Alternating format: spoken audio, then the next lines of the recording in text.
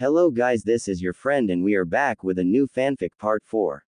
Which is What If Naruto Discovered Ino's Secret Comfort Habit part 4. And if you enjoy this fanfic then please press the like button and subscribe to my channel for more fanfic like this. And now let's start the fanfic. It was just past dawn, and Ino and Naruto were preparing for their departure to the Land of Iron. Kagaya and Minato were already at their grandparents' house, snuggled in their beds there. Naruto and Ino had had the evening to themselves, and spent it in the living room over a GL of wine. They didn't do much, just talk about their respectful lives. Naruto now had a much bigger insight on Ino's life. Is that for the gala? Naruto asked as Ino neatly folded her new kimono to put in her bag. She nodded. It's lovely. Although it will be even lovelier when you wear it. Ino blushed and playfully swatted him. Naruto grinned. Are you nervous? Naruto asked. A little, Ino admitted. I've never been to a cage summit. What's it like? Boring, was Naruto's curt reply. It's just a bunch of old men talking about old news. Ino chuckled. Has any of the other cage changed recently? Well, judging by your age, your dimensions Raikage and Tsuchikage must be A and Onoki respectively, Naruto stated. They've both retired since then. Well, I say retired. Ino got what he meant. Either one of them has died since then, or both of them have. She wasn't going to push it further. And the Mizukage? Ino asked. Naruto's grin widened. Oh, she's still around. Getting old, though. But don't tell her I said that. I won't, Ino promised. Is she the only female cage? Nope. Naruto piped up. The Raikage is female. Quite the temper too. I tend to stay away from her if I can. Although her temper does not rival A's, he was a madman.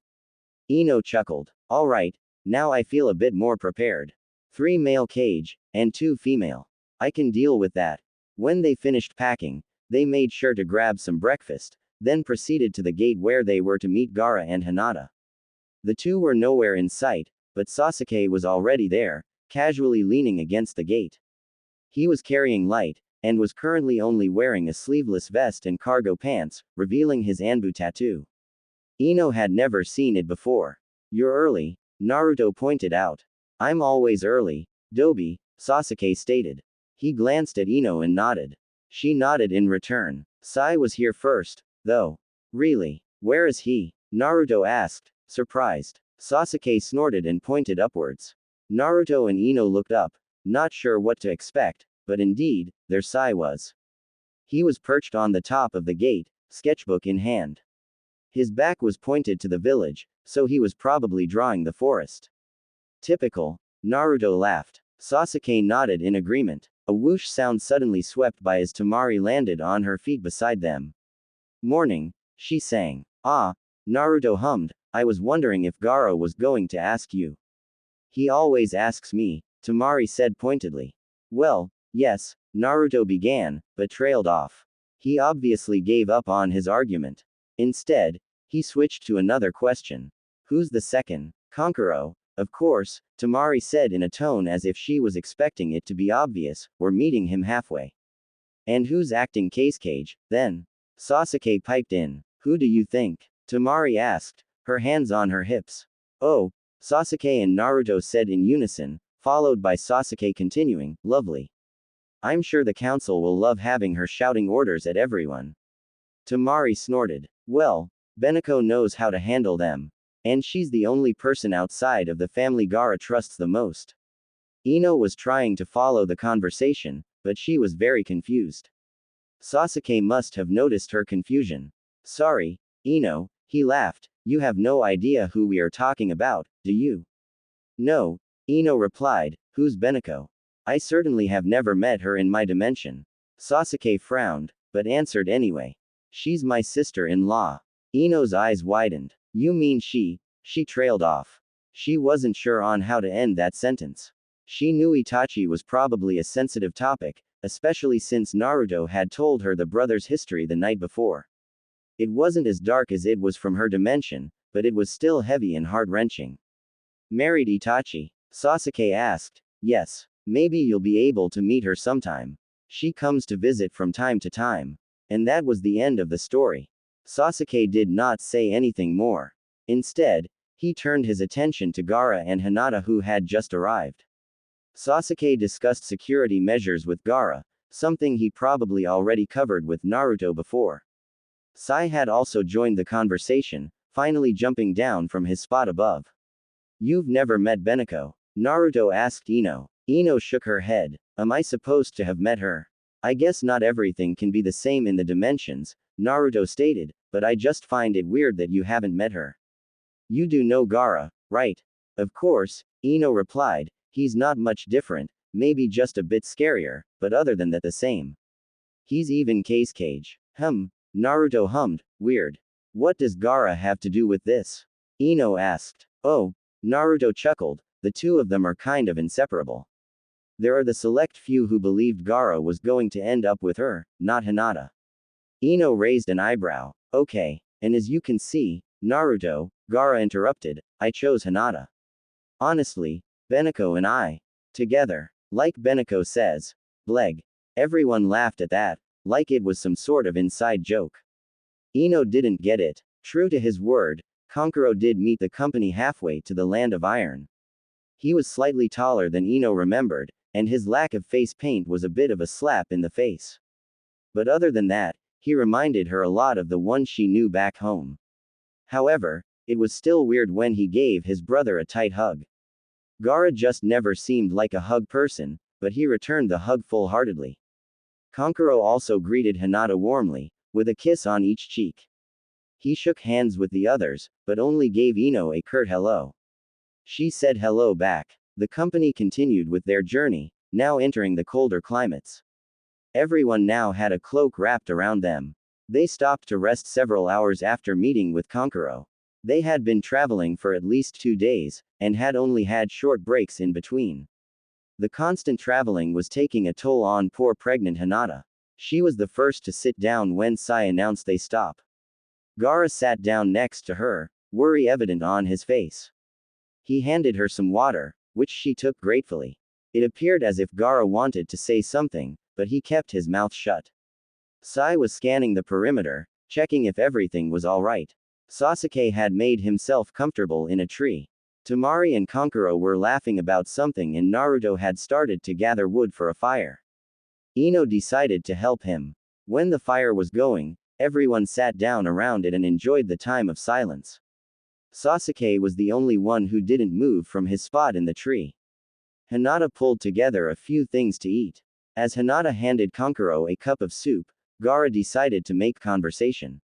How are affairs in Suna? Kankuro thanked Hinata for the soup, then locked eyes with his brother.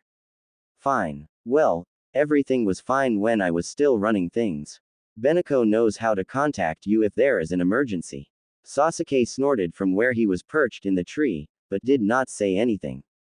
Kankuro glared at him. Good, Gaara replied, putting an end to the clear dislike Sasuke and Kankuro shared. Kankuro sighed and turned his attention back to his brother.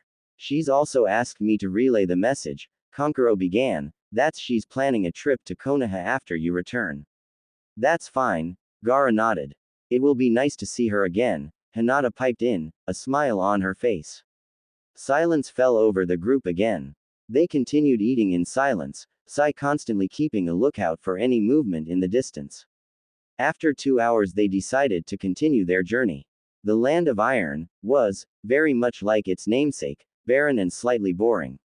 Ino had never imagined iron to be able to look beautiful, and the land of iron was not beautiful in winter either. It looks better in summer, Naruto explained. Ino took his word for it. They didn't travel far until they reached a large fortress, which Ino knew had to be the meeting place. They were not the only ones arriving. A middle-aged woman was coming from the opposite direction, her auburn hair was graying at an alarming rate, but her figure was still slim and healthy, dressed in a blue dress with high-heeled sandals. Despite her age, she was very attractive. Tucked under her arm was the famous cage hat, colored blue and with the kanji for water on it. May. Gaara greeted her first. Young Cage, May returned the greeting, still handsome, as always. Gaara did not budge at her obvious flirtatious attitude. May's attention turned to Naruto. Young Hokage, good to see you again. Likewise, Naruto grinned. May also had 2 guards, both young men Ino obviously didn't recognize. May didn't greet any of the others, for they were interrupted by the arrival of another. It was a company of 4, and all of them landed graciously on their feet in the snow. In the middle stood a rather skinny man with a long black beard and matching black hair and beady eyes. He didn't seem much older than Naruto or Gaara, but Ino couldn't be sure. He was dressed in a brown flak jacket, with matching brown cargo pants, sweater and sandals. On his head was the brown hat for the Tsuchikage. His 2 guards were also young, one a woman and the other a man. The woman who stood just to his right was clearly not a guard judging by her state of dress. Ino Umed, she was the Tsuchikage's wife.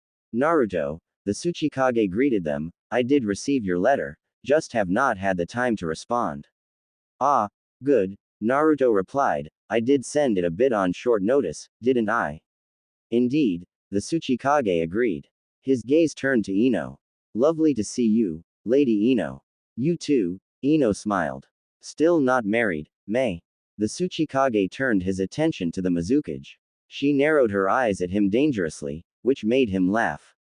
I'm only pulling your leg. Yes, May grunted, you do have a habit of pointing out my love life to me, or lack thereof. Where's Aim? No idea, the Tsuchikage replied, she'll show up eventually. We all know what she's like, easily distracted. No, I am not. A high-pitched voice echoed loudly. Another group had arrived, led by the Raikage herself. Out of all the cage, she was the one that stood out the most. She was dark-skinned, short and plump, with blonde hair in a bun on top of her head. Her extreme voice did not suit her figure at all. Aim, the Tsuchikage grinned, how lovely for you to join us. Didn't get distracted along the way again, did you? Excellent. Aim stomped over to the Tsuchikage, her weight causing the snow under her feet to jump up around her. Ino grasped Naruto's hand. He had warned about the Raikage's temper. As Aim continued to bite the Tsuchikage's head off, her voice sounding like a swarm of angry bees, the other cage headed inside to the warmth, where the current general of the samurai was waiting for them. 37-year-old Ino. Ino groaned and rubbed her temples. Her head was aching violently to the point where it felt like her brain was going to burst out of her skull. She had somehow managed to pull of a minor transfer using 5 dimensions to heaven in order to communicate with the other side, but she hadn't ended up in Ino's head. Although the technique had been a success, it left her feeling drained and as if her head was going to split open. And it didn't even last 5 minutes. Clearly it was much taxing and dangerous to use than she thought. At least she knew Naruto on the other side was aware of what was going on. He had remembered. The thought brought a smile to her face. After her first run-in with the technique's unique side effects, she had nearly died. It was not something she could easily forget. It had been a tough time in their lives, and Naruto had locked the memories of it all far away. He didn't want to remember his wife's near-death experience. He never spoke of it, and he never thought of it. Luckily, it had resurfaced when they needed it. If Naruto knew on the other side, and both sides were trying to find a solution, it could go so much faster. Who knew, perhaps Ino would be back home soon. However, as that thought settled, her gaze lifted to Naruto, who was sitting opposite her. He was watching her curiously, obviously worried. She had asked him to stay with her while she attempted the technique. Well, he asked. It worked, Ino breathed, but I probably won't do it again. Okay, Naruto whispered. He seemed relieved. What did Ino say? Ino's lips tugged into a smile. Oh, it wasn't Ino. Naruto raised an eyebrow. Then who was it? Gaara. Several loud voices echoed around him. With his vision blurred, Gaara had to admit he felt slightly overwhelmed by the loud noise, as well as the strange surroundings he could not recognize. And just as the voices began, they died away, leaving Gaara alone in the eerie white room. There was nothing left, except for the shadow of a human figure. Gaara narrowed his eyes, but he could not determine who the figure was. A strong breeze pushed through, and the room vanished. Taken aback by the sudden change, Gaara stumbled backwards. His vision was clear now, and the human figure earlier had been a woman. They were standing in the middle of a valley. The GR was covered in various colorful flowers. Gaara recognized the woman. Her short blonde hair, vibrant blue eyes and loving smile was recognizable anywhere. Ino. Hello, Gaara, Ino greeted in return. It seems I ended up in your head. I do apologize for startling you. Gaara raised a non-existent eyebrow. Ino chuckled. It's really you. Older you, I mean. Ino. Ino grinned. Yes. I've been trying to communicate with Ino, but it seems her mind is not that open to 5 dimensions to heaven. You, on the other hand, are psychic, and therefore have an open mind. You know I hate that word, Gaara grumbled. Ino's lips turned up into a playful smile. I know. Look, we don't have long, I just want to know, how is he? Naruto. Gaara asked. Ino nodded. He's fine. Figured out how this whole thing happened a while ago. He seems to be doing well with young Ino. That's good to hear, Ino said, just as she suddenly flickered. Gaara frowned. Like I said, we don't have long. This is a very limited exchange, since it is dangerous. Tell Naruto to keep searching. Alright. Ino's smile widened. Oh, and I have a message for Hinata. Gaara raised a non-existent eyebrow at this. Just as Ino's figure faded, her whisper echoed with the wind, I met Neji. He hasn't changed one bit. At least not physically. Gaara's eyes opened. He had actually managed to sleep for a change. Knowing that he won't be able to fall asleep again, Gaara glanced out the window. Judging from the darkness, he had probably slept for 2 hours. Pathetic in normal standards, but a big step for him. Gaara, Hinata's voice mumbled from behind him. Her breath tickled his back, and not wanting to leave her side yet, he turned around and pulled her against him. A vision, something like that, Gaara replied. Ino came to visit me. What? Ino has found a way to communicate, Gaara explained. I have no idea how she did it, but she was able to speak with me for a few minutes. Hinata buried her face in Gaara's chest, her hand gripped his arm tightly. He allowed her to cling to him, he knew how she felt. She wished that she could have shared the vision with him. It's always been like that, ever since he told her that he saw things others didn't. What did she say? Hinata finally asked. She just wanted to know how Naruto was doing, Gaara stated, and she told us to keep searching for the answer to reverse this. Is that all? Gaara's grip on his wife tightened. She wanted to know if Ino had asked about her. Of course she did, the two of them were very close. But Gaara didn't know how to bring the topic up. Ino's message for Hinata was a very delicate topic. But he also knew he couldn't keep it a secret. She met Neji, Gaara whispered. Hinata froze. She says he hasn't changed. At least not physically. Hinata did not say a word, but he could feel her shaking in his arms. Gaara sighed and buried his nose in her hair. I'm sorry, he whispered soothingly. No, Hinata sobbed, don't apologize. I'm crying tears of joy. Neji is alive out there somewhere for another Hinata. That's more than enough. Gaara could not agree more. While the 5 Kage and the general of the samurai gathered for the annual meeting the next morning, Ino and Hinata spent the time outside in the snow.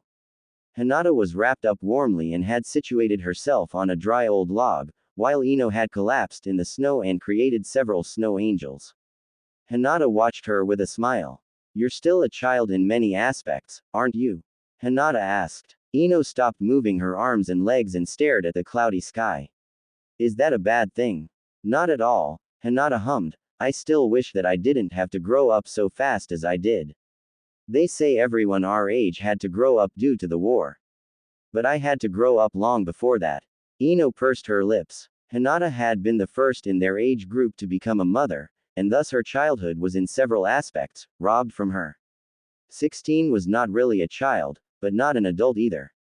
Ino could understand her point of view. As a 16-year-old herself, she couldn't bear to think of being a mother at such an early age. A strange thought suddenly occurred to Ino. Hinata, were you ever in love with Naruto? Ino asked blatantly. Hinata was silent for several seconds, obviously taken aback, but she eventually giggled. When I was young, yes. When did it change? Probably when I found out I was pregnant with Masahiro, Hinata stated. Ino nodded slowly, then closed her eyes. Several thoughts sped through her head. Some were happy, especially if it involved the new relationships she had formed, and others were strange and fleeting. She also worried about older Ino, how was she doing? And then the image of Hyuga Astra flashed through her mind and she scowled. Ino. Hinata's voice snapped her from her reverie. Ino turned to glance at her friend. Hinata looked worried. Are you alright? You're pulling a strange face. Does Astra hate me? Ino asked. Hinata frowned. What makes you ask that? She treats me like dirt, Ino stated with a sigh, but treats you like royalty.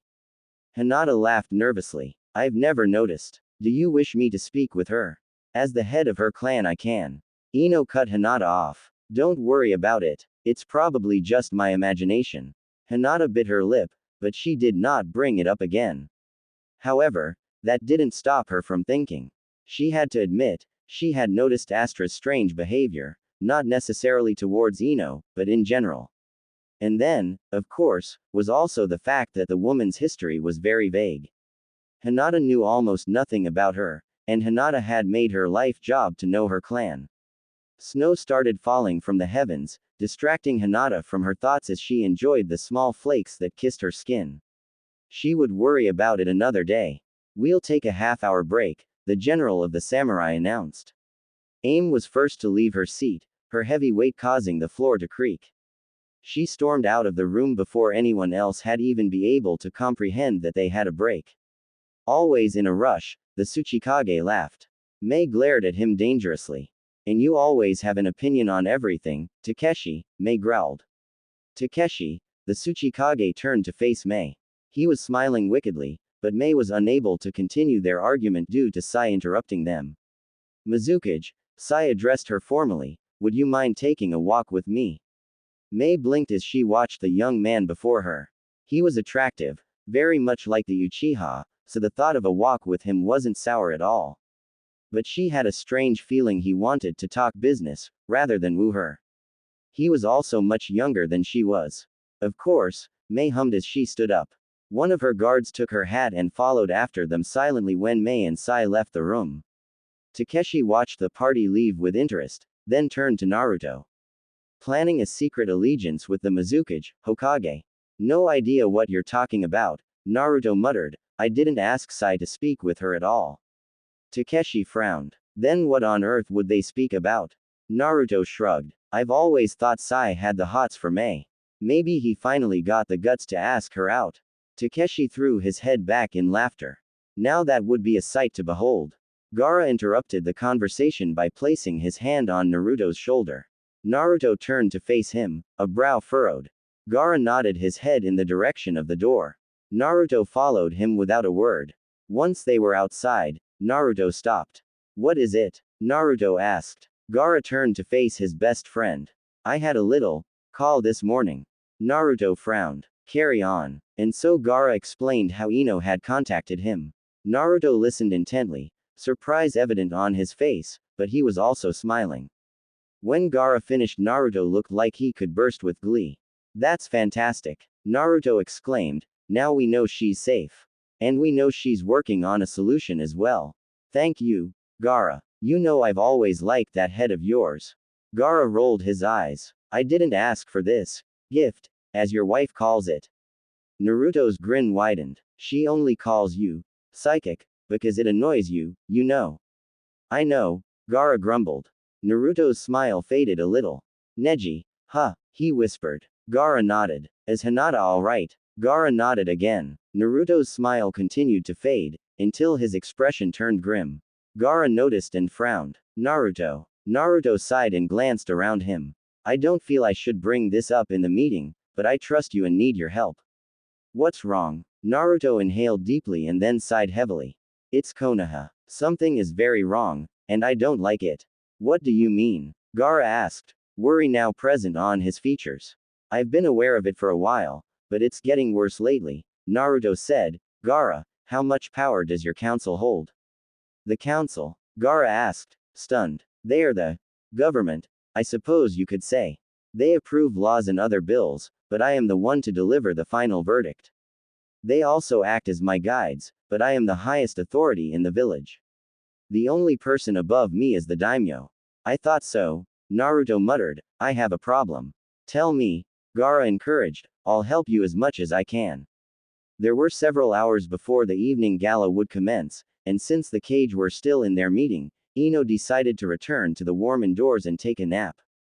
Hinata had agreed with the idea, and they parted to their own separate rooms to rest.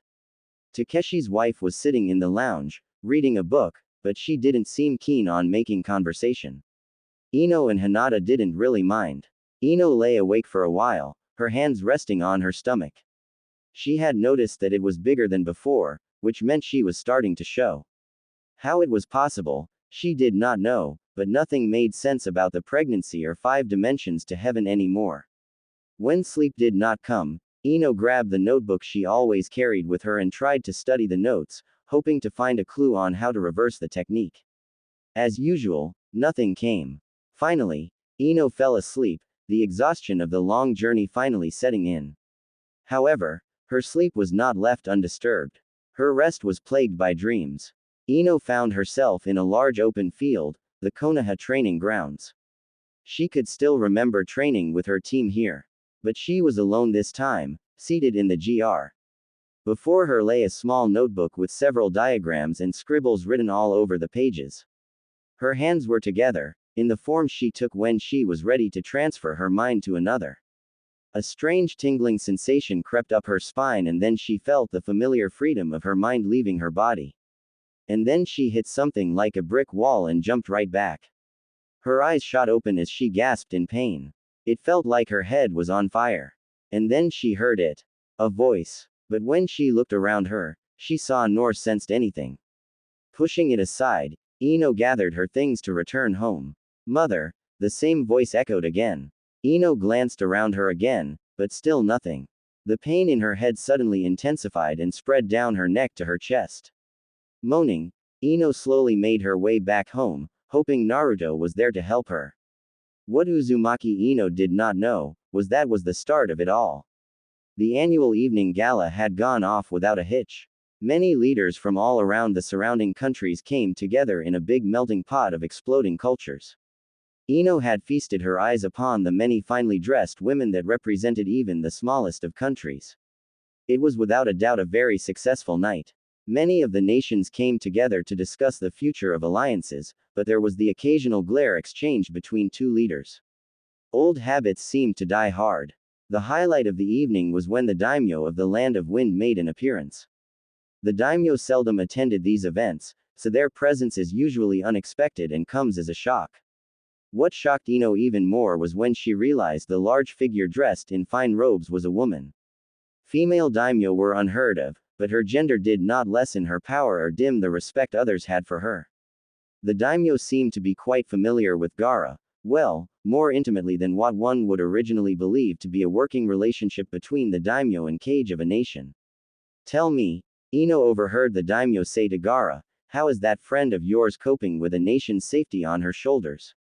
Gaara's lips quirked up into a playful smile. I expect a broken desk when I return. A broken desk? The daimyo asked, confused. From her banging her head on it constantly, Gaara stated. The two leaders of the Land of Wind burst into laughter. Ino could merely watch them, confused. And so the fun ended. After a short night's rest, everyone gathered their things and set in the direction of their home. The group headed for Konoha agreed to meet outside in the morning. Sai and Sasuke were first, as always. Don't you have anything better to do? Naruto asked Sasuke. No, Dobi, Sasuke snorted, unlike you, I don't have a wife warming my bed here. A blush crept onto Naruto's cheeks while Ino just smiled nervously. Sasuke winked at her. I got your back, Ino. Thanks, I think, Ino said in return. Good morning, Hinata greeted cheerfully as she approached the group, Gaara right beside her. Naruto, Ino and Sasuke chorused a, good morning. In return, Sai was watching them from the distance. He seemed a bit agitated. Temari and Kankuro also arrived and the group was ready to depart. They were halfway to Konoha when Sai announced that they stop and rest for a third time. Sasuke grumbled something under his breath, but jumped into a tree and made himself comfortable. Hinata collapsed with a heavy sigh. Gaara gave her a worried look and sat down next to her. Why are we stopping again? Ino asked Naruto. We're halfway, Naruto stated. Gaara, Temari and Kankuro will be returning to Sunagaku. Ino's eyes widened. No one had told her that they would be splitting up on their way back. Ino's gaze immediately shifted to Hinata. She was smiling as Gaara tucked some of her hair behind her ears, but Ino could see the sadness in her lavender-tinted eyes. Ino's heart broke for her best friend. How did the two of them manage to live apart? I'll miss you, Hinata whispered as she rested her forehead against Gaara's forehead. I know, was Gaara's response. Ino tore her eyes away from the scene. It was not very intimate, but was private enough that Ino knew she shouldn't watch. Why do they live apart, Naruto? Ino whispered to Naruto, in hopes that no one else will hear. Gaara cannot leave Suna for a long period of time, Naruto explained, and Hinata cannot become a citizen of Sunagakure while she is head of the Hyuga family. So why doesn't she quit? Ino asked. She can't, Naruto explained, she has no heir. At least not of age. What do you mean she has no heir? Ino asked, surprised. What about her sister? Or Masahiro? The Hyuga elders do not see Masahiro as the rightful heir to the family. And Hanabi refuses to take the position.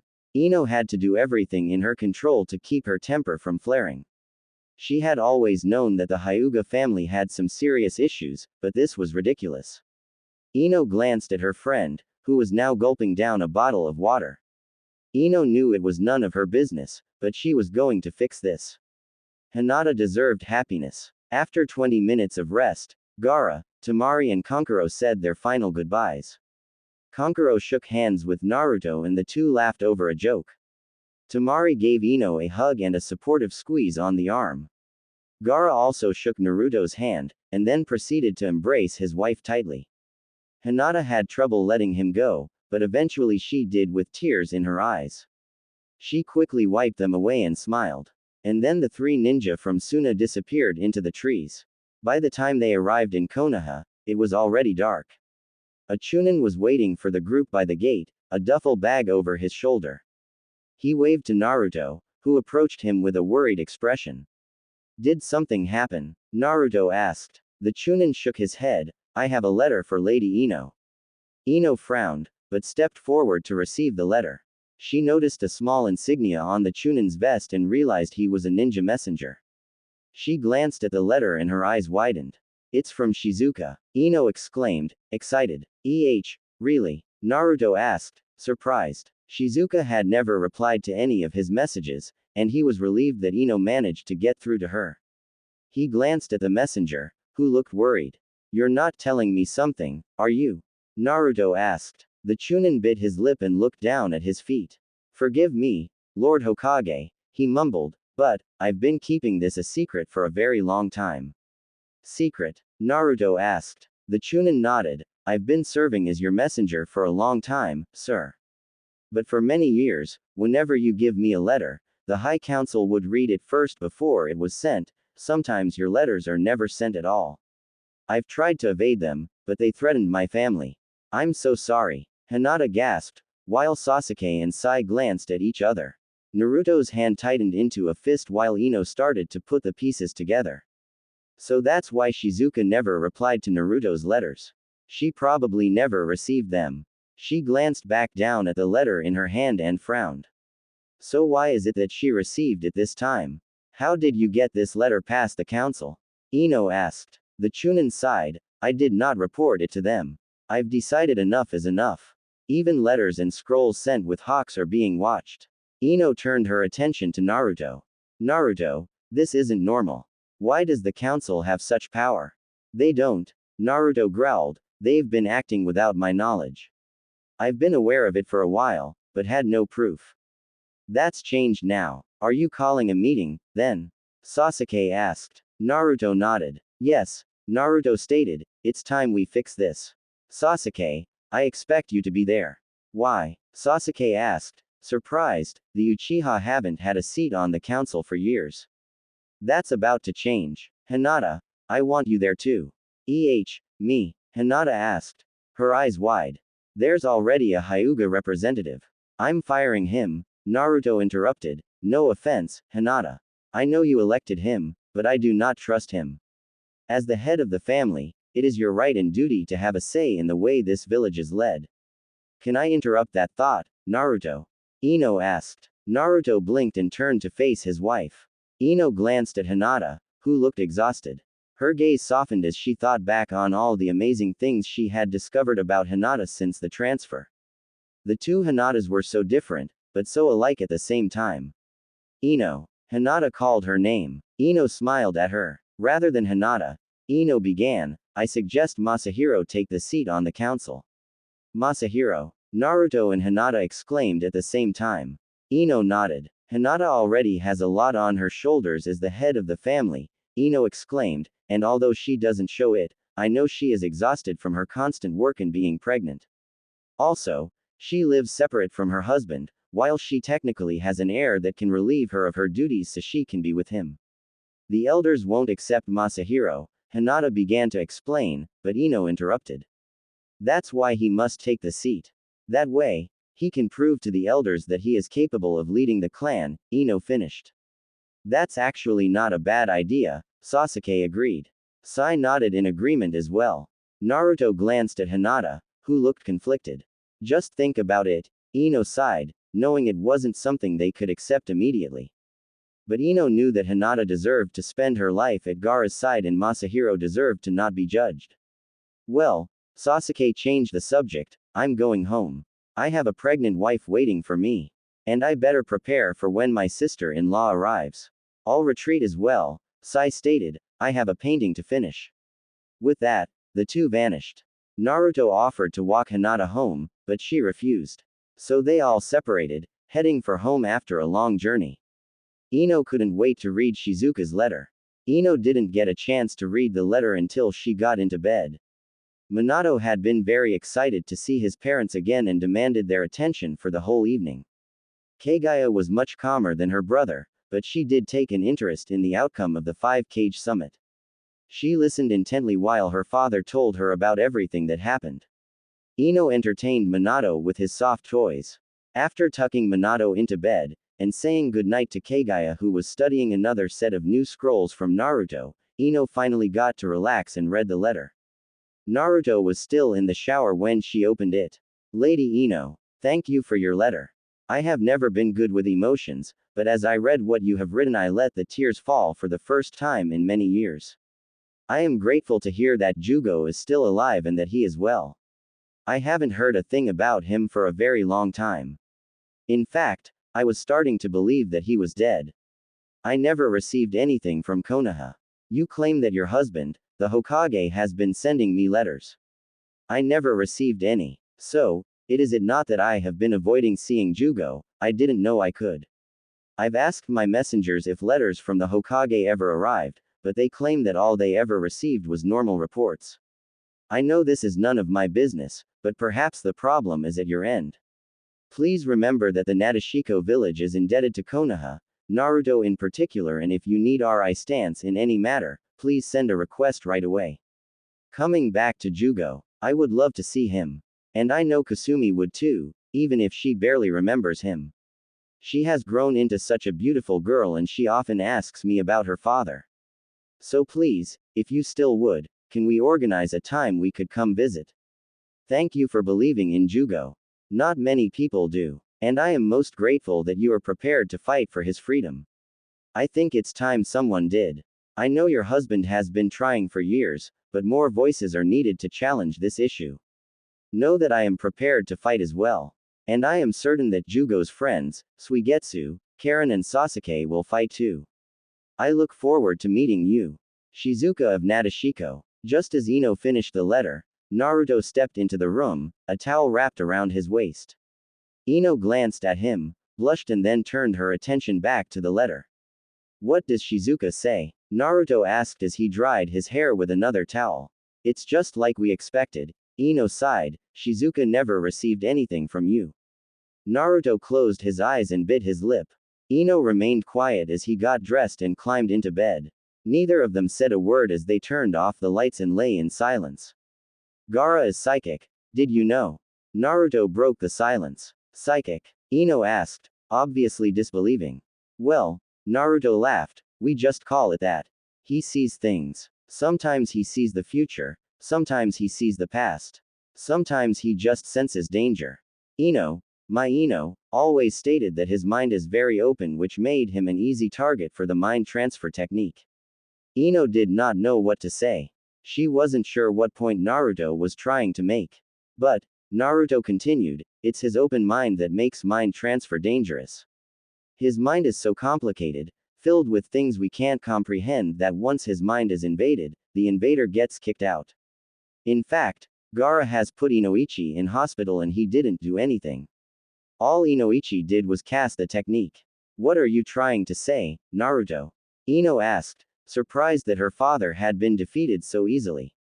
Naruto sighed. Gaara came to me during the summit. Apparently Ino has contacted him.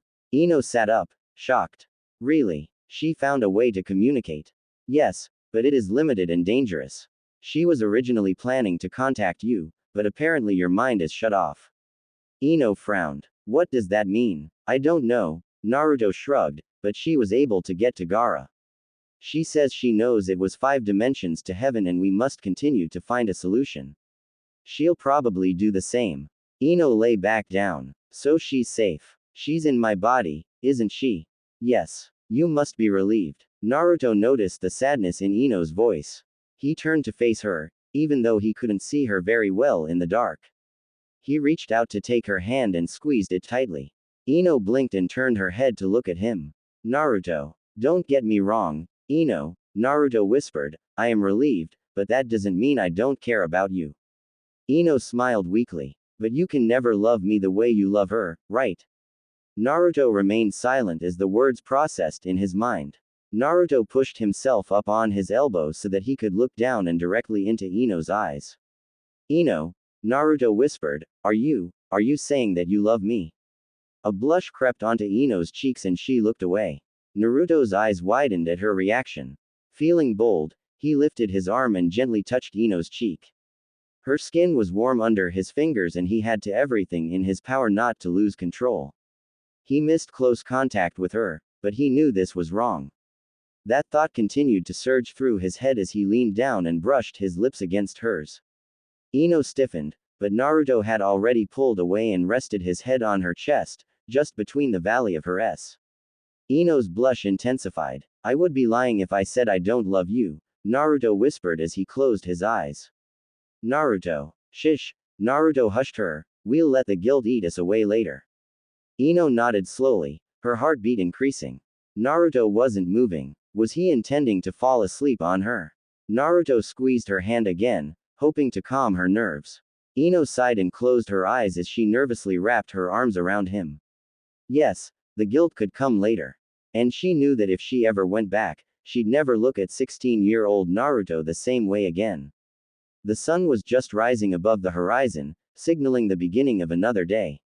Several people were already awake in Konoha, preparing for work or already stationed around several areas of the village, keeping watch.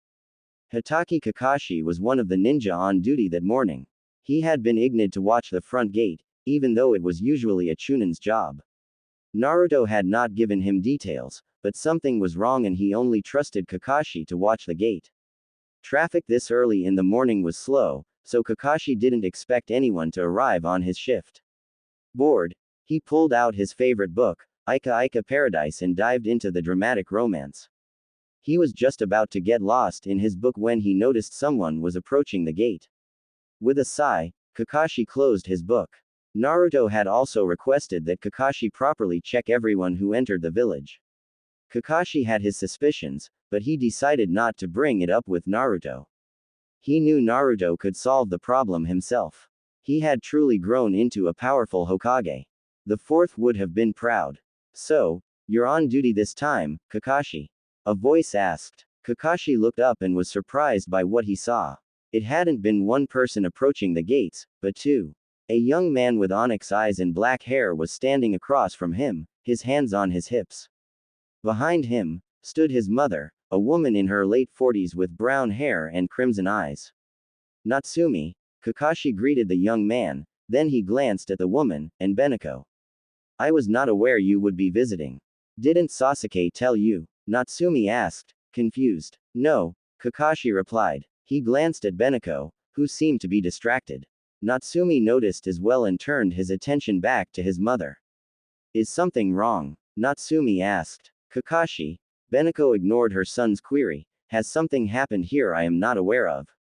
Like what? Kakashi asked, confused. Uzumaki Ino, her chakra is disrupted, Beneko stated. Kakashi's eyes widened. How did you? Kakashi asked, but he cut himself off. Of course, he was talking to Uchiha Beneko. She was a skilled sensor and she could easily identify someone by their chakra if she knew them. After all, it was the only way she could identify someone. Also, Beneko continued, there's a strange chakra in the shopping district. Strange how? Kakashi asked. Now he knew why Naruto ignored him to the gate this morning. Naruto knew Beneko would be arriving, and with all the strange things happening in Konoha, Beneko was one of the perfect people to sniff things out. Kakashi had no doubt that Karen was doing the same. Beneko narrowed her eyes in concentration. I can't place my finger on it, but there is something off about it. I'll have to investigate it closer. Natsumi glanced between his mother and Kakashi and sighed. Things never changed. Well, Kakashi changed the subject. Welcome to Konoha, again. Make sure to sign in with Naruto. We will. Natsumi grinned, then he turned to his mother. Let's go. Beneko nodded and followed her son further into the village. Kakashi watched amazed as Beneko walked on her own, effectively avoiding trees and other objects. Even now, he couldn't believe she was blind. And then she walked into a stone bench. Kakashi had to do everything in his power not to laugh. Beneko was cursing loudly at the bench, while Natsumi tried to pull her away before she caused a scene. Finally, Natsumi managed to pull his mother away and Kakashi was alone again. He chuckled to himself. Beneko was more cheerful than he remembered. That was a good sign. He had a good feeling about the future from here on. Now Naruto just had to put the High Council in its place. When Ino walked into the kitchen that morning, she was greeted by a warm smile that belonged to a stranger. Still in her pajamas, Ino was just rubbing the sleep from her eyes when she noticed that she was not alone. Besides the tall, dark, and dashing young man standing before her, an older woman with graying brown hair was sitting at the dining room table with Naruto across from her. Ino felt like an idiot for not having been aware that they would be having visitors. She did not really like presenting herself in her pajamas. Hey Ino, the young man greeted, nice shorts. Ino couldn't help but blush. This man, despite not being Naruto or anywhere near her alternate self's age, was attractive. He reminded her of Sasuke, surprisingly, with the dark hair and onyx eyes. But what really knocked the wind out of her were the tear troughs under his eyes. She had seen those distinct features on someone before, although only in pictures. And the name of that man still made shivers run down her spine. Not because she feared him, at least not enough to feel it in her bones, but because she did not like what he had put Sasuke through. Oh, Naruto exclaimed when his blue eyes landed on his wife, good morning, Ino. Morning. Ino returned the greeting with a hesitant smile. What's going on? This is Beneko, Naruto stated, motioning towards the woman opposite him. Ino blinked, surprised. This was Sasuke's sister-in-law, which explained the young man's resemblance to, well, that name still made her shiver. Oh, Ino hummed, surprised that Naruto was introducing her as if she didn't know the woman.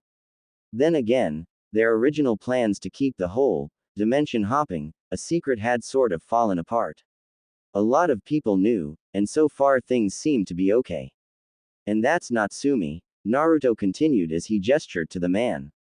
Natsumi grinned and waved. Ino grimaced and returned the wave. Naruto, Beneko interrupted the introductions, I need you to pee this onto Karen. I am in no condition to run around chasing danger. Naruto turned his attention back to the older woman. Of course, I'll make sure Karen knows every detail.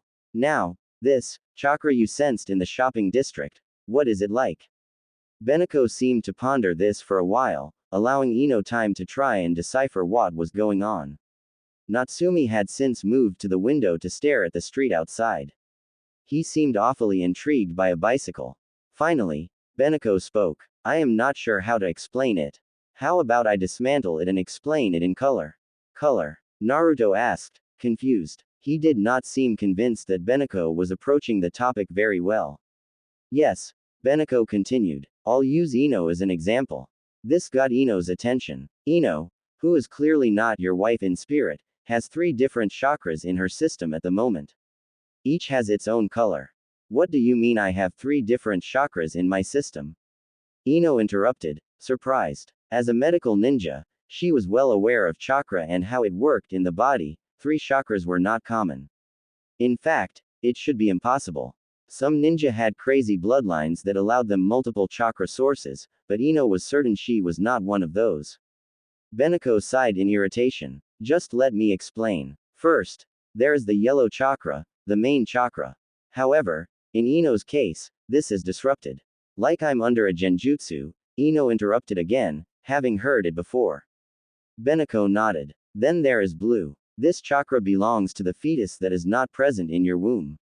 I have reason to believe this is a side effect of what brought you here. The fetus must be caught in between the worlds. Yeah, Naruto agreed, we sort of deduced that, too. How did you figure it out? I'm blind, not stupid, Beneko snapped. I can sense this is not the Ino we know. Her chakra is far too undeveloped. What's that supposed to mean? Ino asked, annoyed. It means that you are still carrying the chakra levels of a teenager, Beneko retorted. As a ninja grows older and stronger, their chakra increases. Occasionally it decreases, depending on what you do with it, but that is not common. Right, Ino huffed, moving to sit down next to Naruto. He placed his hand on her knee and gave it an affectionate squeeze. Returning to our original topic, Beneko said, there is a 3rd chakra in your system. It's a minuscule amount, almost tiny enough to be ignored. This one is red. Red, Naruto exclaimed as he shot up, surprising both women. Panic was all over his face, but Ino could not determine why he was panicked. Hold your horses, Naruto, Beneko sighed, I meant figuratively. Don't worry, I was not alluding to Kurama. Besides, if it was him, you would have known. Oh, yeah. Naruto laughed nervously and sat down again. Ino looked at the two of them, an eyebrow raised questioningly. Who the hell was Kurama? When was the last time you spoke with him anyway? Beneko asked. Naruto did not answer at first. Ino noticed his shoulders tensing, and reached out to gently touch his back, rubbing soothing circles to calm him down. It's been years, Naruto finally grumbled. The last I heard of him was just before Minato was born. I see. Well, this tiny speckle of red chakra in Ino's system is exactly like the chakra I sensed in the shopping district, Beneko concluded her explanation. You sure it's not Kurama? Naruto asked as he ran his fingers through his hair. Because if it is, at least I know I can handle him. No, it is not, Beneko replied, and even if it was, would you really stand up to him? Naruto did not respond. He's your friend, Naruto, Beneko continued, do not forget that. Because I highly doubt he'd forget you. That made Naruto smile. Hey, I did grow on the guy, didn't I? So I've been told, Beneko agreed. So, this chakra, it could be what caused all this. It could be the source of the whole, dimension hopping, thing. Naruto asked. Dimension hopping. That's a ridiculous name, Naruto. But yes, it could be, Beneko replied, I guess that basically answers most of my questions. I had been meaning to ask what happened to, well, Landis with this Ino. Thanks, Beneko, Naruto said. I'll tell Karen all of this. Are you sure you want her to take over the investigation? I'm old, blind and retired. I've not been a kunoichi for several years. I am not strong enough to be wandering into potentially dangerous situations, Beneko hummed. Besides, I'm only here for a few days to spoil my young niece. Ah yes, Makoto, Naruto grinned. She's gotten bigger. I can imagine, Beneko replied. Her gaze had softened and looked almost sad. Ino wondered why the woman looked so lonely when she was clearly talking of something happy. Before Ino could ask, Natsumi joined the conversation. Yo, Mom, could I hang here with Kagaya for a while? Natsumi asked. Don't. Yo Mom, me, young man, Beneko scolded sternly, and why are you even asking? You're turning 22 soon. I think that's old enough to make your own decisions. Okay, maybe I was more asking permission from Naruto and Ino, Natsumi muttered as he rubbed the back of his head. Kagaya would love to see you again, Naruto said. She's upstairs studying some scrolls one gave her. Be sure to knock, or she'll have your head. Thanks, Naruto. Natsumi grinned as he skipped to the stairs. Ino watched, amazed. He was awfully cheery for an Uchiha. Not to mention a fully grown Uchiha. Silence enveloped the room until Beneko stood up, her chair loudly screeching along the floorboards. Naruto stood up as well, preparing to follow her. I think I'll take a walk, Beneko stated. Why don't you join me, Ino? Sure, Ino muttered, wondering why the woman would want to take a walk with her. Just let me just get dressed. You have never met me before, Beneko boldly pointed out once they had reached a nearby park. The walk up until then had been rather awkward and quiet, neither of the women had said a word. Ino had, however, received the occasional greeting from villagers, all of who obviously knew who she was, at least in this dimension. It was strange as being recognized as the Hokage's wife. Did that make her the first lady? No, Ino replied, not sure where Beneko was going with this. In fact, Beneko continued as they walked down the path into the park, you never even knew I existed. No, Ino replied again, Sasuke never mentioned you, and there are no files that record Uchiha Itachi getting married. Who ever said we were married? Beneko asked, a smile tugging at her lips. You're still wearing your ring, Ino pointed out. Beneko's smile faded as her fingers subconsciously reached out and touched her ring. Indeed I am, Beneko whispered. I don't even notice putting it on anymore. That's how automatic it has become. Really? Because judging by your age, you wouldn't have been married long before he, died. Beneko finished the sentence for her. No, you're quite right, but also wrong. We were 13 when we married. What? Ino asked, surprised. It's a long story, Beneko stated. Marriages at young ages are less common now, but back then it was not considered strange at all. Our marriage was one of convenience for the High Council. You see, Konoha's elders and the council are tainted. They are drunk with power and they will do anything to keep that power. That includes marrying off children to combine bloodlines. So you were forced to marry him? Ino asked, her disgust directed at the council increasing. She knew the High Council was tainted. They had already caused plenty of trouble, but now this too. Well, yes, and no. I did not like that they were using me to get my genes into the Uchiha bloodline. But I agreed to marry him because I cared about him. I knew that the council was going to marry me off someday, even if I said no, but with Itachi, I knew he would care for and respect me. After all, he was my best friend. Why were you so important? Ino asked bluntly. She nearly kicked herself for sounding so rude, but Beneko merely chuckled. You really don't know me, Before I was married, my name was Senju Beneko. Ino stopped walking. Beneko halted a few steps ahead of her and turned around. Senju, as in Tsunade, as in the first Hokage? Ino asked, flabbergasted. Yes, Beneko hummed, Tsunade and I are cousins. My grandfather was Senju Tobarama. What? The second Hokage had kids? Just one, Beneko replied, a son. My father eventually married my mother and had me. Oh, but none of that is really important. Beneko changed the subject. Think about it, Ino. You have never heard of me. I am a Senju, one of the few who still remain. If you have never heard of me, what does that mean? Beneko started walking again. Ino had to run to catch up to her. Ino was confused. She had no idea what the woman was trying to explain. What are you trying to say? Ino asked. That because I have never heard or read of you, it means you don't exist where I come from. That small smile returned to Beneko's lips. You are still intelligent, much like your other self. Ino stopped walking again, her legs frozen. Could it be true? Could it be that Beneko did not exist in her dimension? Was that even possible? Shouldn't there always be a copy of a person in other dimension, dead or alive? And if Beneko was right, if there was a chance that some people didn't exist, who else out there was like that? And what kind of threat would this pose? Would it change anything? I don't know what to say, Ino finally muttered.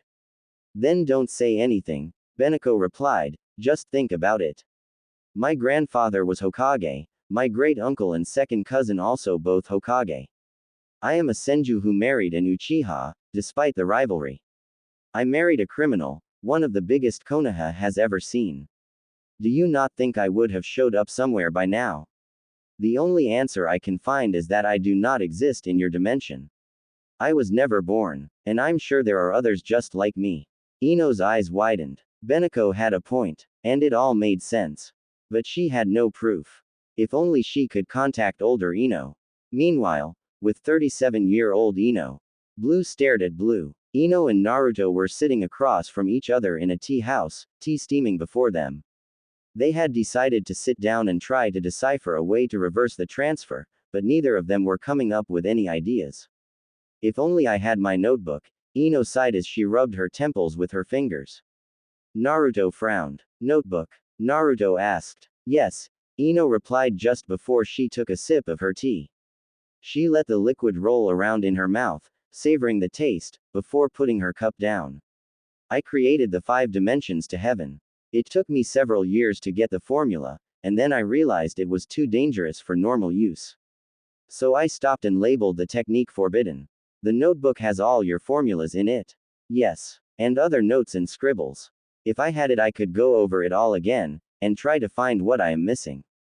Didn't you tell Ino through Gaara to essentially do that? Well, yes, Ino sighed, but not in those words. And there's no guarantee that she will understand the formulas. Oh, Ino sighed and pulled her fingers through her long hair. She had let it loose when they arrived because she had been developing a headache from having it up all day. It was just barely past 5 and the sun was slowly setting over the horizon. She had spent the whole day with Naruto, feeling the most comfortable with him.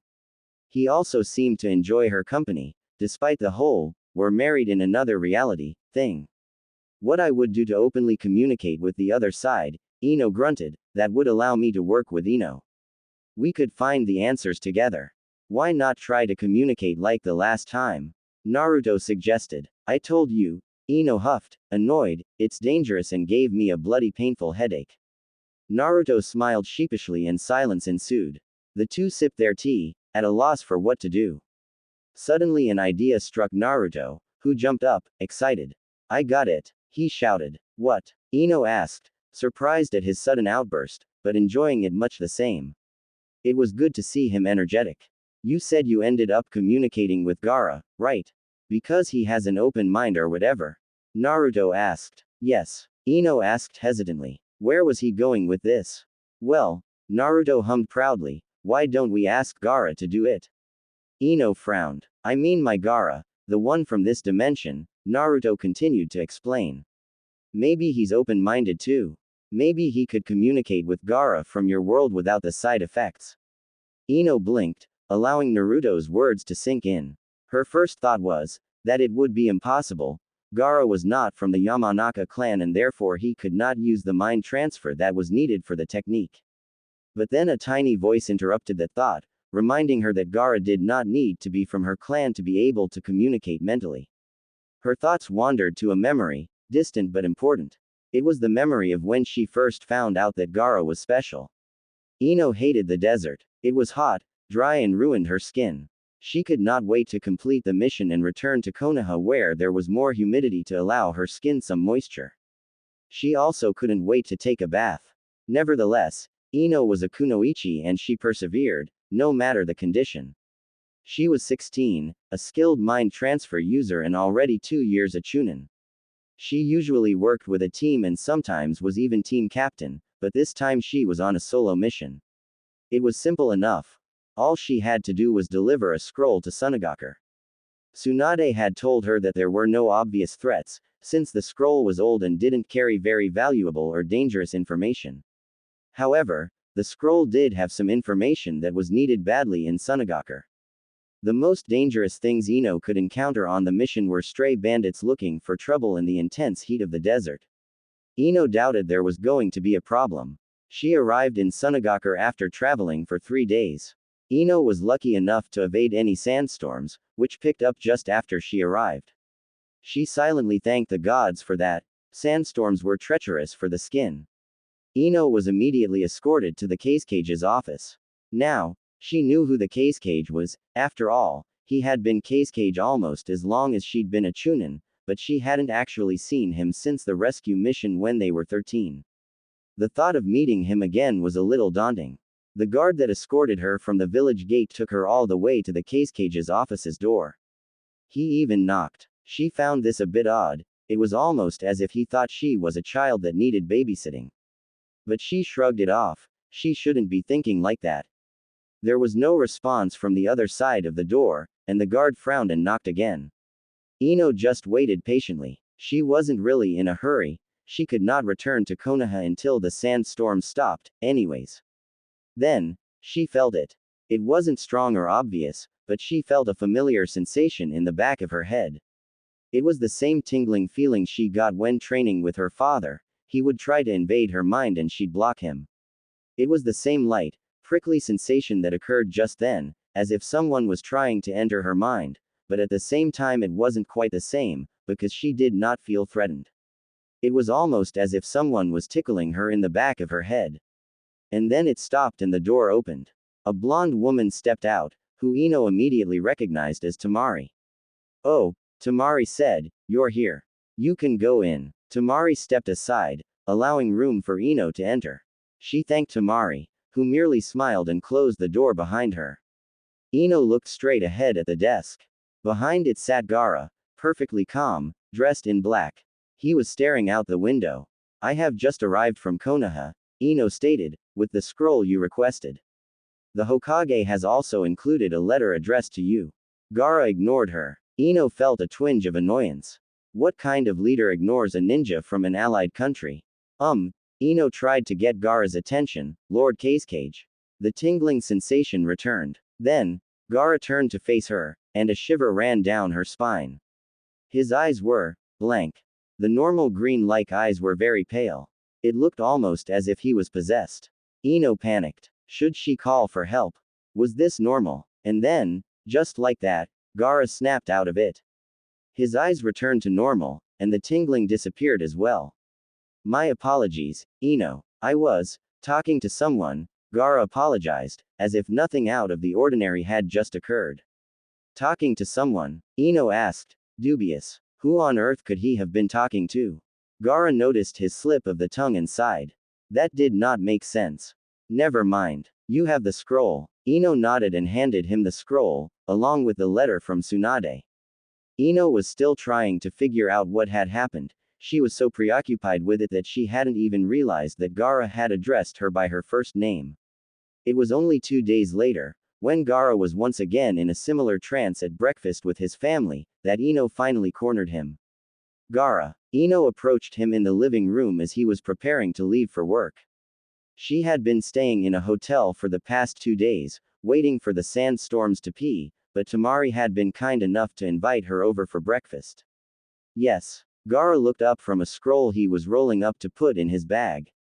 "This is going to sound really weird," Ino began, "but I've noticed that you go into trances sometimes. Your eye color changes, and this tingling sensation appear in the back of my head. It's almost as if you're trying to invade my mind, but with my training I have barriers against it." Gaara frowned, but he did not say anything.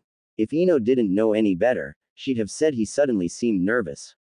"Look," Ino sighed, "I've done some research and I think I know what's going on, but I just thought I'd ask you first." Gaara smirked. "You have a theory. I'd like to hear that." Ino raised an eyebrow, surprised that he wanted to hear what she had to say.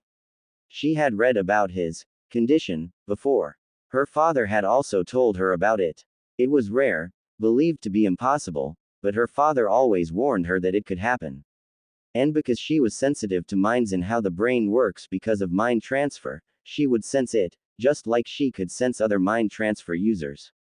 "Well," Ino hummed, "the general population call your kind psychics." Gaara seemed uncomfortable at her use of the word.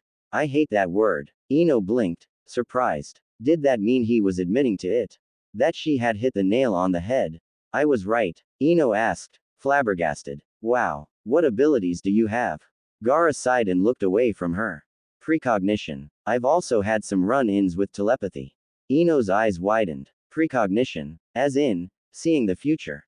Gaara turned back to her and raised an eyebrow. "I don't even know why I am telling you this. Only my family has ever known." "Huh," was all Ino managed to say. "Guess that makes me special." "So, who were you talking to the other day. What? Gaara asked, confused. You told me you were talking to someone in your office, Ino pointed out. Who was it? Gaara was quiet for a few minutes. He seemed to be debating with himself whether he should tell her. Ino knew he did not have to, she was sticking her nose into this business after all. But she was curious. She had never thought the legends of psychics were true. And to think she could sense them. Finally, Gaara relented. Shukaku. Ino blinked. Who was? Oh, right. Shukaku was the one-tailed Biju. The one that had been sealed into Gaara before he was born. And also the very same one that had been extracted from him several months earlier. Shukaku. Ino exclaimed. But he's been extracted and sealed by Akatsuki. How on earth could you still communicate with him? Heck, why do you still communicate with him? Gaara smirked. The Akatsuki's seal does nothing to block telepathic links, if you can manipulate them. And my reason for communicating with him is really none of your concern. Right, Ino hissed. So Gaara could still communicate with the demon that had lived inside of him. Can you communicate with the other Biju? I can, Gaara replied, but I don't. I've only ever spoken to 2 Biju. I've mainly communicated with Shukaku, obviously, but I have also spoken to the Kyuubi once. Really? Ino asked, amazed. She knew the Kyuubi was under Konoha's control, but she was still not certain who it had been sealed into. She had her theories though, much like the rest of the Konoha 11 did. She could still remember discussing it with Shikamaru. He was convinced that Naruto was the host, and she had constantly told him it was impossible. And then she befriended Naruto and started training with him. His stamina was insane and he healed very quickly. That tipped her off. And the markings on his cheeks were also a bit of a giveaway. But she had to admit she liked his whiskers, they made him cute. Yes. Now, have I satisfied your curiosity? Ino. A voice snapped her from her memory. Ino looked up into Naruto's worried eyes. She smiled. Sorry. Just remembering something, Ino replied. I don't know if Gaara here would have the same abilities, or even just a hint of it. But we have to try. Naruto grinned. Great. I'll go ask Granny Tsunade if we can leave for Suna right away. Ino blinked. What? Right now? Yeah, why not? Oh, Ino trailed off. Truthfully, she wasn't allowed outside of the village. Tsunade had banned her from missions and leaving the village when she first arrived, and that has not changed. She wasn't sure if the old woman was going to allow her to leave after she broke her promise to keep her identity a secret. Just then Sai materialized next to their table, nearly scaring Ino out of her wits. She stared at him, surprised once she calmed down. He looked so young, but it was good to know that he was part of Team 7. He was a good friend to Naruto, even in her dimension. Naruto trusted Sai with his life and had even appointed him Anbu commander because of it. Naruto, the Hokage has summoned us, Sai stated. Really? I was just going to head there. Do we have a mission? Naruto asked. I don't know, Sai said. Bugger. Naruto sighed. And here I was ready to go to Suna with Ino. Never mind. It will have to wait. Ino smiled weakly. No, Naruto. You go. I'll be okay on my own. You sure? Naruto asked. Yes. Now go before Tsunade gets annoyed, Ino said.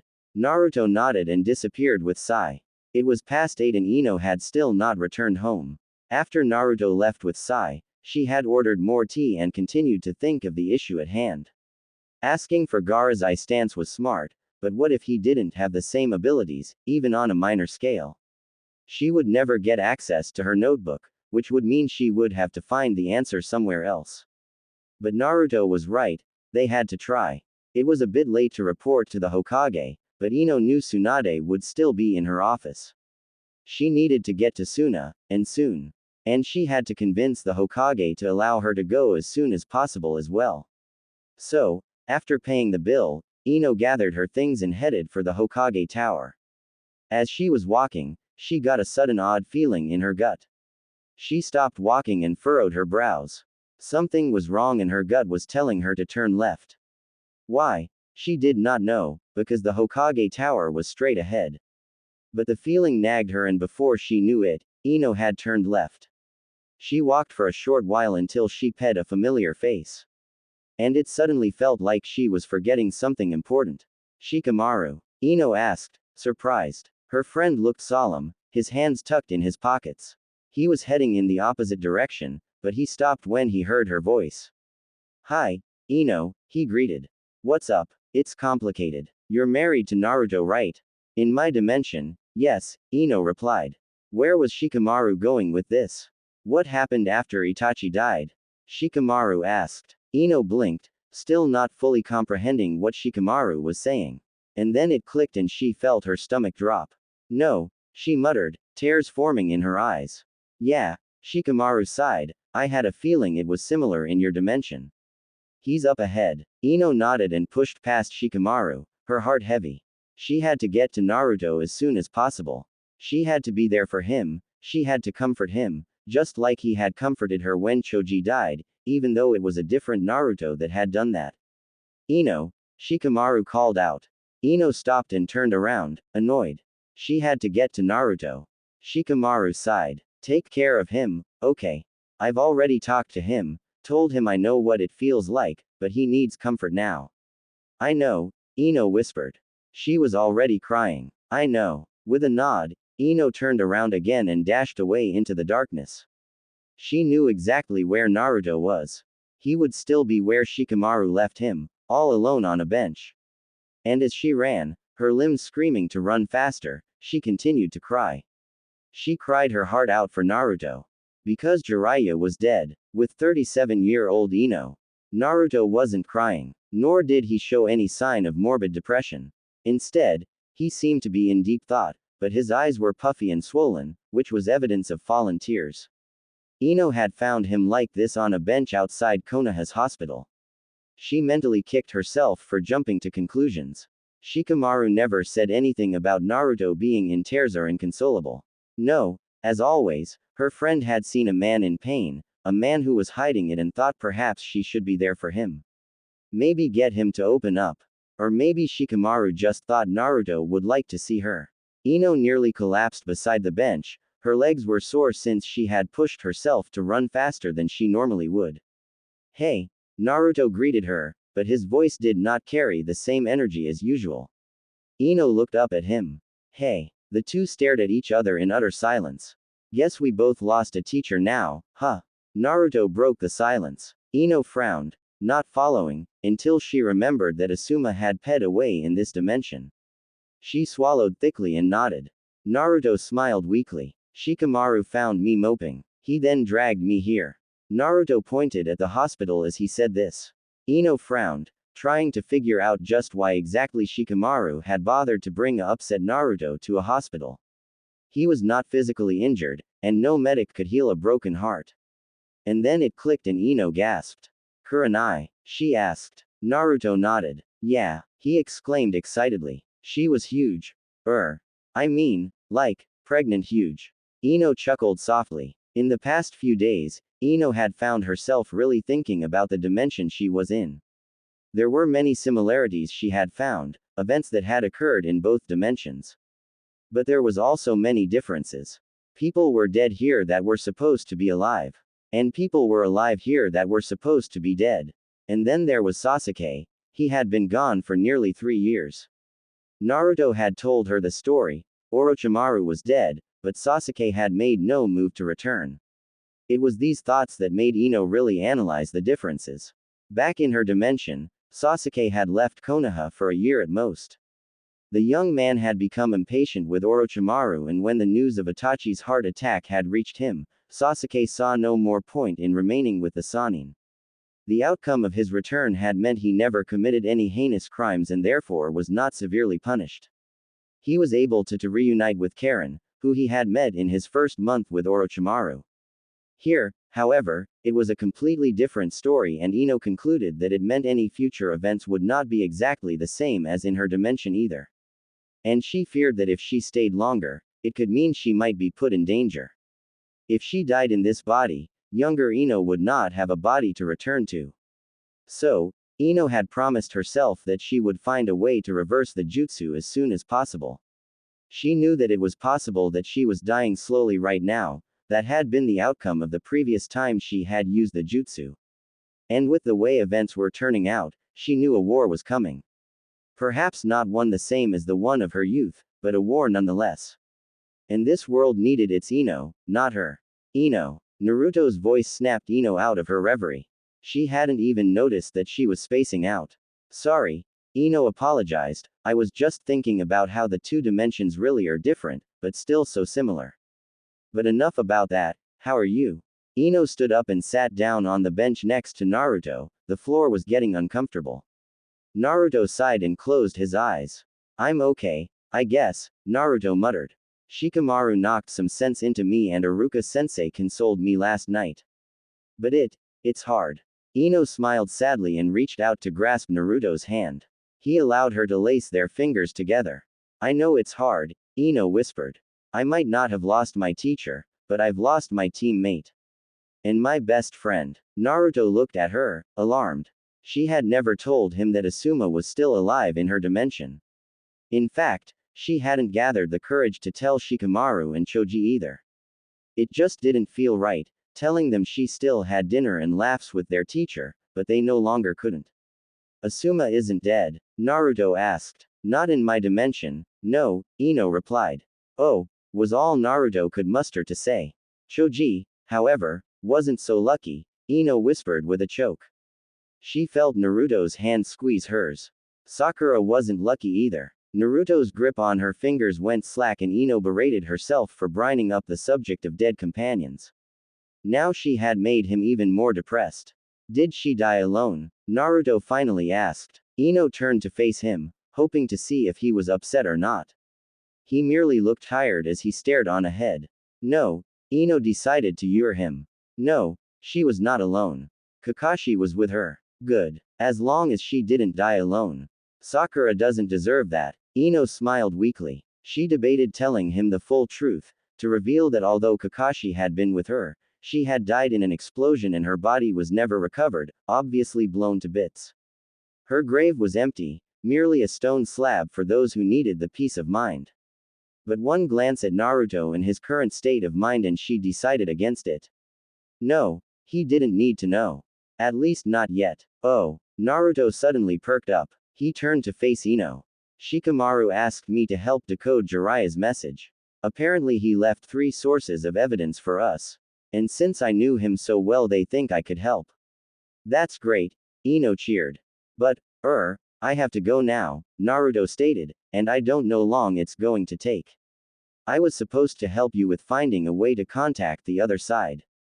We were going to go to Suna, right? Don't worry about it. But I want to help. Naruto protested. Ino chuckled and reached out to stroke his cheek. It was a habit of hers, touching his cheeks. She liked the texture of his whiskers beneath her fingertips. This was, however, the first time she has touched this Naruto's face like this. She had missed it. Don't worry, I'll figure something out, Ino repeated. Naruto pouted, but his face soon melted into an expression of content. Ino was still gently stroking his cheek and it was sending shivers down his spine, but in a good way. He had never been touched like this before, and he liked it. He had not been aware that his whiskers were so sensitive. Ino stopped stroking Naruto's cheek when a thought occurred to her. She was hoping to be able to meet with Gaara, to see if he had the same abilities as the Gaara she knew. But she very well knew that Tsunade was not going to let her go alone, and Ino did not really want to go with anyone else. But perhaps she didn't have to travel all the way to test the theory of Gaara's abilities.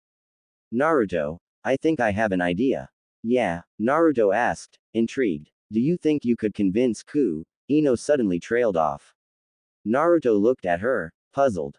Ino pursed her lips. Did Naruto know Kurama's name yet?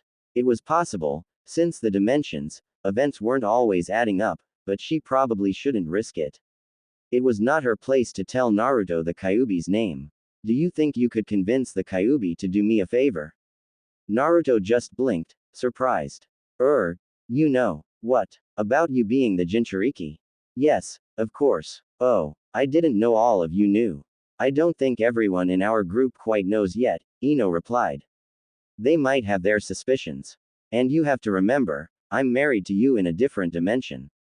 Of course I would know. Right, of course, Naruto muttered. Then he frowned. What do you mean by favor? Ino smiled. Precognition and a sensitive mind is not the only psychic abilities Gaara has. He can also use telepathy, but not on a very large scale.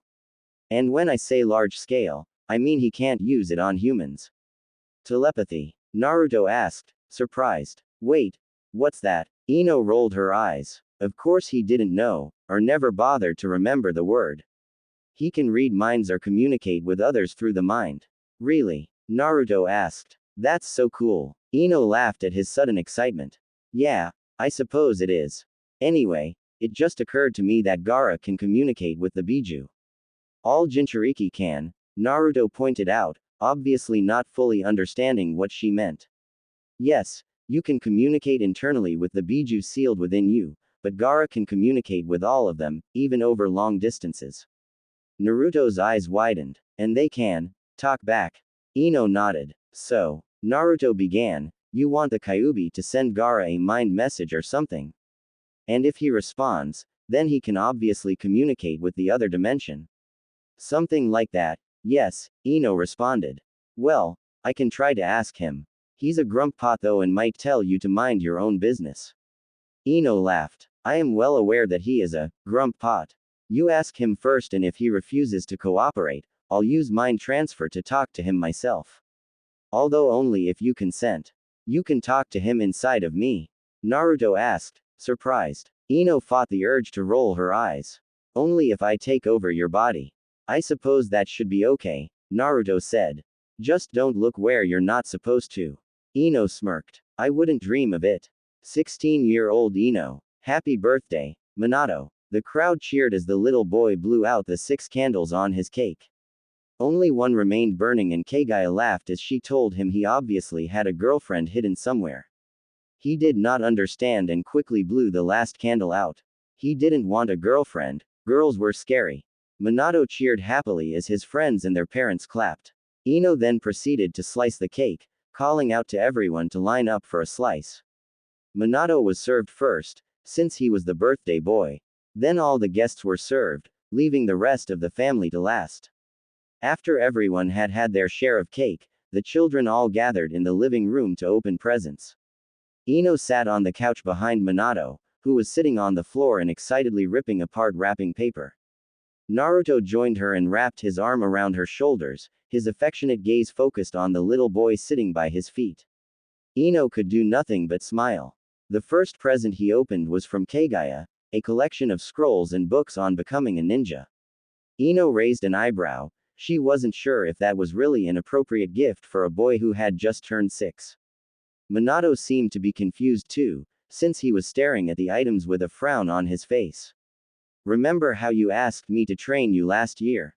Kagaya asked, noticing the confused look on her little brother's face. Minato nodded. Well, I will show you some tricks, and you'll need to know the rules. So I got you the books. Don't worry, I'll help you read them. Minato's eyes lit up. Really, sis? You'll show me how to throw a kunai, and shuriken? And how to use mommy's mind transfer? Kagaya nodded. Yeah, although we might wait before trying mind transfer. You can't even mold chakra yet. And I'm only going to show you basics. You're too young for dangerous stuff. Minato pouted, but he still seemed very excited. Ino smiled. She had not been aware Minato was so keen on becoming a ninja. Perhaps this would be good for him and Kagaya both. Ino had no doubt that Kagaya would teach Minato properly so that one day he would become a fine ninja. The next present was from Naruto. He had insisted on buying a present himself when Ino suggested they buy something for him together. Ino had agreed, and she hoped Naruto didn't buy something idiotic or dangerous. It was a toy kunai set. For your training, Naruto stated when Minato looked at him. Minato's eyes lit up. Ino turned to Naruto, surprised.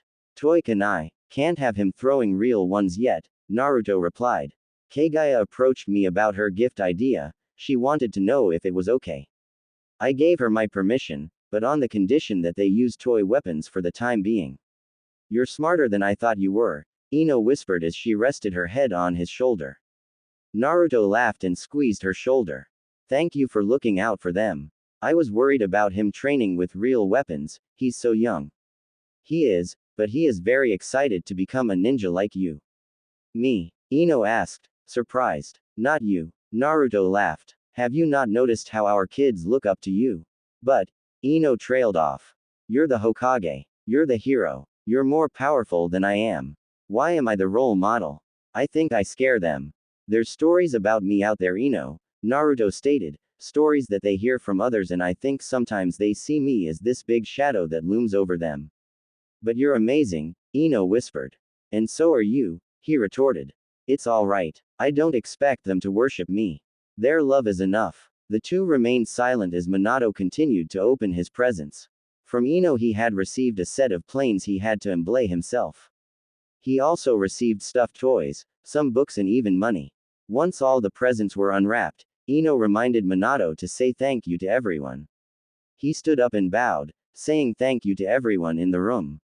After that, the children went outside to play. While the adults all sat in the living room, talking amongst themselves, Ino was in the kitchen preparing tea. Hinata joined her. Ino noticed that Hinata seemed to be down. Are you well? Ino asked. Yes, Hinata replied. I just have trouble sleeping, that is all. Do you want to talk?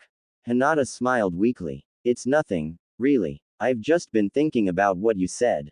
Ino raised an eyebrow. Hinata laughed softly. You suggested that Masahiro take the new seat on the council for the Hyuga family, Hinata said. You want me to be able to move to Suna.